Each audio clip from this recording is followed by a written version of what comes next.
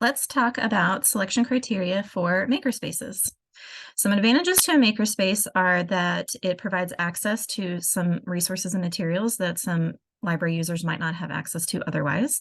They are spaces for communities to come together around shared interests and exchange ideas, and they are settings for people to create and make and collaborate. Some disadvantages to a makerspace are maybe a general lack of community understanding around their benefit. Some making resources can be costly, and what is produced in a makerspace can infringe on the intellectual property rights of others.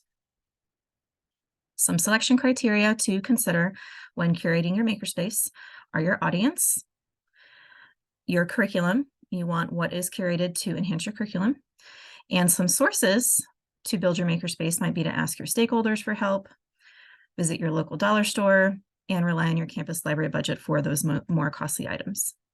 Some implications for collection development are whether you're going to create a permanent makerspace or a mobile makerspace, storage, how are you going to store these materials, and then other implications to think about are that your end result will sometimes result in physical products and sometimes not. We know from Dr. Kwan's book that sometimes the end result from makerspace can be expanded brain capacity.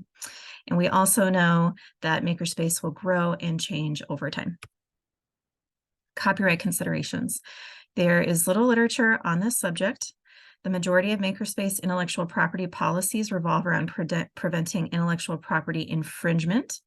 It's important for libraries to form policy and procedures to give direction and help the user in their decision-making process as they are making and creating. So here are some questions to consider as you are forming your makerspace policies and procedures. Who owns the intellectual property that's created in the makerspace? How is the maker's privacy protected? And where can users find information on applying for intellectual property protection? Most makerspace policies are meant to prevent infringement on intellectual property, and makerspace users create unique items which may be eligible for protection. Here's the references that I used to create this presentation. I hope you enjoyed it.